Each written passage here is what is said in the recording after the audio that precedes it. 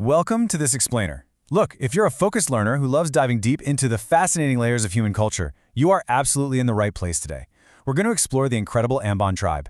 They're an indigenous group from the Maluku province over in Indonesia, specifically hailing from the central part of Maluku. We're talking Ambon Island, the Lease Islands, so Haruku, Saparua, and Nusa plus the western chunk of Seram Island. Over time, they've grown into one of the absolute largest, most influential ethnic groups in the entire region. And let me tell you, the culture they've built is rich, it's historically complex, and honestly, it's deeply inspiring. So, here's the big question we're tackling today. How on earth does one single community in a massive archipelago achieve top-tier global recognition? Because the Ambon tribe isn't just locally famous. Their capital has actually been designated by UNESCO as a World City of Music. No small feat, right? As we dig into the details, we're going to unpack exactly how their unique history, their social structures, and their day-to-day lives created an environment where music and harmony aren't just, fun hobbies on the side. They are literally the very fabric of their existence. But to really understand their harmony, we actually have to start by understanding their strength. Way before they were globally famous for their music, the Ambonese were deeply respected as fierce warriors. They had to navigate the incredibly complex and sometimes pretty volatile history of the Spice Islands. The kakalele, which is their traditional war dance, perfectly captures this bravery. It's full of martial prowess and this fiery, unconquerable spirit. But the truly remarkable thing, the real magic here, is how they eventually took all that intense ancestral energy and channeled it into a philosophy of ultimate peace. And that peace, it all boils down to three powerful words. Hidup orang basudara. Translated, that means living as brothers and sisters. Now, I want to be clear, this is not just some catchy slogan for the Ambon tribe. It is the absolute beating heart of their entire culture. It's the core guiding principle that dictates how they treat their neighbors, how they navigate conflicts, and basically how they view the whole world. They fundamentally believe that regardless of any differences in your background or your beliefs, everybody is bound together as family. Okay, so how does Hidup Orang Basudara actually translate into a functioning society? Well, they put it into practice through a brilliant system called Pela Gandong. Think of this as an unbreakable traditional social contract between different villages and communities. Through Pela Gandong, these groups pledge profound solidarity and mutual assistance to each other.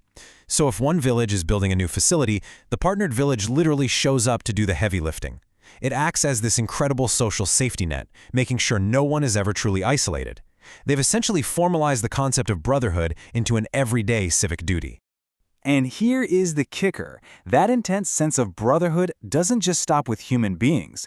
It actually extends outward to the very earth they walk on, which brings us to Sasi. Sasi is this fascinating customary law that acts as an indigenous form of environmental preservation.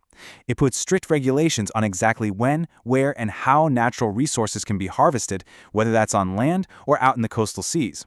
By placing specific areas under Sasi, the tribe gives their ecosystems the time they need to recover and thrive. It just goes to show that the Ambon tribe understood sustainable living and ecological balance centuries before it was ever a modern global talking point. You can actually see this philosophy of absolute openness physically built right into their world. Just look at the Bauleo, which is their primary traditional house. Notice what's totally missing here? Yep, there are no walls. It's this elevated, completely open structure that they use as a community meeting hall, a spot for traditional ceremonies, and a space for consensus building. Leaving the walls out brilliantly illustrates their commitment to transparency. It shows their desire to live in literal harmony with the natural breeze, and it reflects a deep respect for their ancestors, who they believe are always keeping a watchful eye over them. Now, when they gather in that Bauleo for important events, you're definitely going to see their distinct traditional attire, the Baju Saleh. This iconic clothing is instantly recognizable. It features these gorgeous geometric patterns, most commonly small red and white checkers, or stripes. The Baju Saleh is just this beautiful blend of simplicity and elegance. Whether it's being worn by the women, usually paired with a white kabaya and a cloth called a saleh, or by the men during royal inaugurations and big village feasts, it stands out as a really proud visual declaration of Ambonese identity. And that identity? It gets expressed even further through a wildly rich tapestry of performing arts. Take Bambu Gila, or Crazy Bamboo, for instance. It's this highly mystical, animistic game where a group of men struggle to control a single piece of bamboo that seems to move entirely on its own, with this powerful, unseen force. Contrast that with Atari Katreji, which is a super joyous social dance that actually carries heavy historical influences from the Portuguese. It's a perfect example of how the Ambon tribe absorbed the culture of early European arrivals and then remixed it to make it uniquely their own. Of course, you absolutely cannot have these incredible dances without a killer beat. The rhythm is always driven by the tifa drum. It is quite literally the heartbeat of their music. Layered right over that, you've got the totabuong, which is a set of small gongs that add this really bright metallic resonance. And finally, bringing that light, joyful harmony into the mix, the ukulele is featured heavily. It beautifully marries their indigenous roots with those outside European influences to create a sound that just instantly makes you want to move. Which brings us right back to the very hook of our explainer. When you combine the tifa, the totabuong, the ukulele, and a culture that literally prioritizes brotherhood and open expression above all else, what do you get? You get Kota Sejuta Musisi, the city of a million musicians. That is the well-earned nickname for Ambon. Their extraordinary innate musical talent isn't just some local stereotype, it is a profound cultural reality, and it's exactly what led to their recognition as a UNESCO World City of Music. Down in Ambon, music is quite literally the universal language of their solidarity. Now, this deep sense of harmony also dictates how the Ambon tribe navigates faith today. Because of the extensive historical spice trade and colonization in the region, the vast majority of the Ambonese people are now either Protestant Christians or Muslims. But before those major religions arrived, their native faith was heavily rooted in animism and the veneration of ancestor spirits. And what's truly beautiful is that they haven't just erased that past.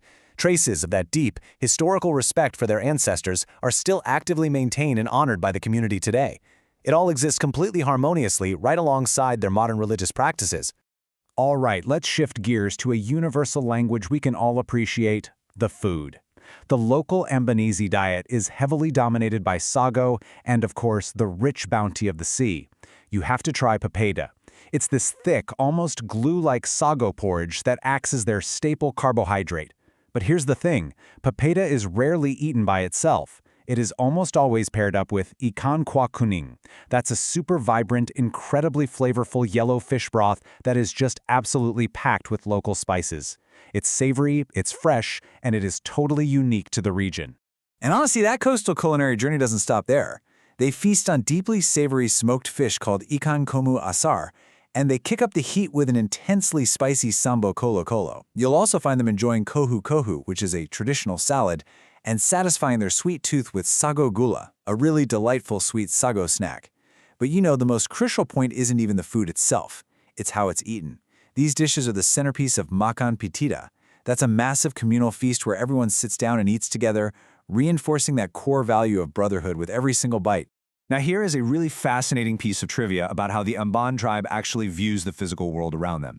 While most of us navigate our daily lives using a compass pointing north, south, east, or west, the Ambonis have their own spatial orientation, and it's based entirely on their beloved island landscape.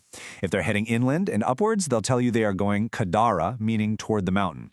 If they're heading down toward the coast, they say kalau, toward the sea. It's just this beautiful everyday reminder of how intimately their lives and even their language are tied straight to their natural geography. So geography totally shaped their orientation, but history is what shaped their vocabulary. Remember, the Maluku Islands were historically known as the Spice Islands, which made them a massive hub for European traders, particularly the Dutch.